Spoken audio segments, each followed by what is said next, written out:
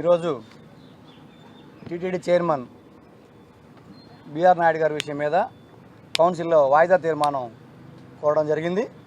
Chairman గారు దాన్ని తిరస్కరించడం జరిగింది. అయితే మేము దీన్ని హిందువుల మనోభావాల తరపున ఈ ప్రపంచంలో ఉండే అందరు హిందువుల యొక్క విశ్వాసాన్ని కాపాడే విధంగా మేము చైర్మన్ గారిని కోరడం జరిగింది. ఎందుకంటే పవిత్ర పుణ్యక్షేత్రమైనటువంటి తిరుమలలో ఇలాంటి వ్యక్తి చైర్మన్గా నియమించే ముందు మీకు కంప్లైంట్లు వచ్చినా కూడా మీరు వాటిని పక్కన పెట్టి వాళ్ళని ఏదైతే మీ ఎల్లో మీడియా అని చెప్పి ఈ రాష్ట్రంలో ప్రచారం దేశంలో ప్రచారం జరిగే ఒక సంస్థ అధినేతను తీసుకొచ్చి ఇన్ని ఆరోపణలు ఉన్నా కూడా మీరు చైర్మన్గా నియమించిన తర్వాతే ఈరోజు తిరుమలలో ఇట్లాంటివన్నీ జరుగుతూ ఉన్నాయి. ఎప్పుడూ లేని నెయ్యి విషయం కావచ్చు, లడ్డు విషయం కావచ్చు, ఇలాంటి ఆరోపణలు కావచ్చు, ఇవన్నీ కూడా వాళ్ళపై తొక్కిసలాట్లో మనుషులు చనిపోవడం కానీ ఎప్పుడైతే మీరు ఒక అపవిత్రమైన వ్యక్తిని తీసుకుపోయి ఆ ప్లేస్లో పెట్టారో అప్పటి నుంచే ఇవన్నీ జరుగుతున్నాయని చెప్పి మేము ఆరోపణ చేస్తా ఉన్నాం. ఇప్పటికైనా మీరు నిజాలు ప్రూఫ్లతో సహా బయటకు వచ్చినాయి కాబట్టి ఇమీడియట్గా అతన్ని మీరు తొలగించాల్సిన అవసరం ఉన్నా కూడా ఏదో మాకు సంబంధం లేదన్నట్టుగా ఈరోజు ప్రభుత్వం ప్రవర్తించడం అనేది చాలా దుర్మార్గం అని చెప్పి మేము చెప్తా ఉన్నాం. 3 విషయాలండి. ఏదైతే ఆ మీడియా సంస్థలో ఇంతటితో మమ్మల్ని వదిలేయండి అని చెప్పి ఆ రిపోర్టర్ మాట్లాడడం మనం చూస్తూ ఉన్నాం. ఇంతటితో వదిలేయాలంట. ఈ పక్కన ఇంకో పక్కన వచ్చేసి మాకేం సంబంధం లేదు, ఇవన్నీ ఒక అపోజిషన్ పార్టీ వాళ్ళు ఫేక్ వీడియోలు క్రియేట్ చేశారని చెప్పి ఒక పక్క మళ్ళీ వాదన సోషల్ మీడియాలో మీ పార్టీ తరఫున వినిపిస్తూ ఉన్నారు. మూడో వైపు యాంగిల్ ఏంటంటే సాక్షాత్తు చైర్మన్ గారే మీడియా ముందుకు వచ్చేసి ఆయన ఏమంటున్నారు, లేదు 30 సంవత్సరాల నుంచి మేము వాళ్ళ ఇంటికి వెళ్తాం, వాళ్ళు మా ఇంటికి వస్తారు, మా ఆడ తప్పేం కనపడట్లేదు, నేను చాలా స్ట్రాంగు, ఇంకా మీరు సరిగా చూపించలేదు అని ఆయన మాట్లాడుతున్నాడు సాక్షాత్ చైర్మన్ గారు. అసలు ఆయన మాట్లాడే భాష ఏంటి, అక్కడ జరుగుతున్న ఇన్సిడెంట్ ఏంటి, దాని మీద మీరు ఇచ్చుకోవాల్సిన వివరణ ఏంటి, ఏం మాట్లాడతారండి?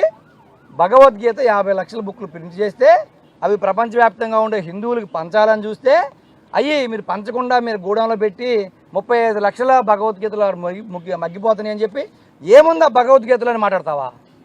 అసలు నువ్వు మనిషివేనా అని అడుగుతున్నా నేను.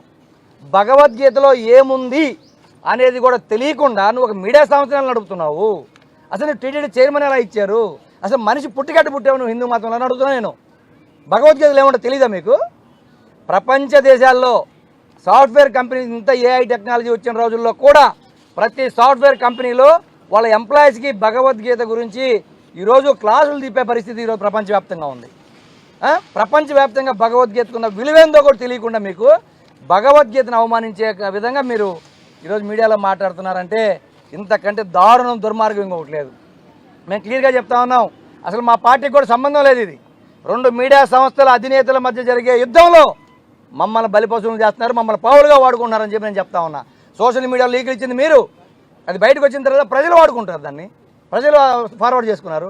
మా పార్టీకి ఏం సంబంధం చెప్పి అడుగుతారు. కానీ మీరు చేసిన కుట్రలు మీ దుర్మార్గాలు బయటకు వచ్చిన తర్వాత ప్రతిపక్షంగా మేము పోరాటం చేయడంలో న్యాయం ఉంది కాబట్టి హిందువుల మనోభావాల తరఫున హిందువుల తరఫున మేము ఫైట్ చేయడానికి ముందుకు వచ్చామని చెప్పి చెప్తా ఉన్నాం.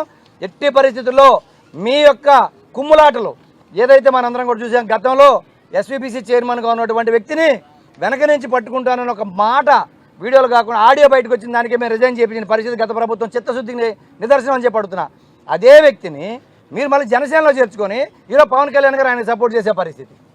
మీరు ఎలా ప్రవర్తిస్తున్నారో మీరు ఆలోచించిన ప్రజలందరూ కూడా చెప్తా ఉన్నాం. ఆయనేమో జనసేనలో చేర్చుకున్నారు, టీటీడీ చైర్మన్ ఏకంగా వీడియోలు ఆడియోలు అన్నీ బయటకు వచ్చే పరిస్థితి ఈరోజు. ఇవన్నిటినీ మీరు పక్కన పెట్టి ఇంకా చైర్మన్ కొనసాగిస్తున్నారంటే ఇంతకంటే దుర్మార్గం. మీరు హిందువులు మొత్తానికి కూడా ఇంత లేట్ చేసినందుకే క్షమాపణ చెప్పాల్సిన పరిస్థితి. కానీ తిరుమల దేవస్థానం పవిత్రతని కాపాడాల్సిందిగా మేము ప్రభుత్వాన్ని డిమాండ్ చేస్తూ ఉన్నాం. ఇది కాకపోతే దీని మీద మళ్ళీ కార్యాచరణ రూపొందించుకొని ప్రజల దగ్గరికి వెళ్తామని చెప్తా ఉన్నాం.